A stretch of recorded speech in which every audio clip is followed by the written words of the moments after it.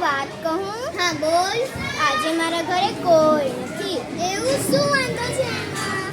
હા, અંદરથી બાજુ બરાબર બંધ કરીને રાખજે. હા, સાચી વાત છે.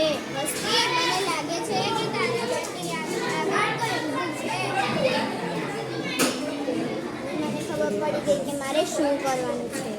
ચાલ હવે હું જાઉં.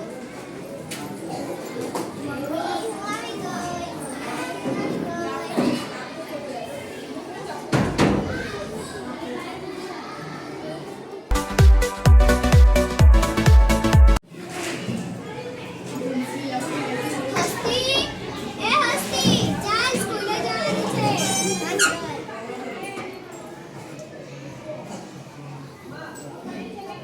હસ્તી, કાલે તારા ઘરે કોઈ ન હતું, સાચી વાત ને? હા. તો પણ છતાં તે એવું કેમ કીધું કે મમ્મી હું આવી ગઈ, મને કઈ ખબર ન પડી. જો મારી મમ્મીએ મને એક વાત શીખવાડી છે.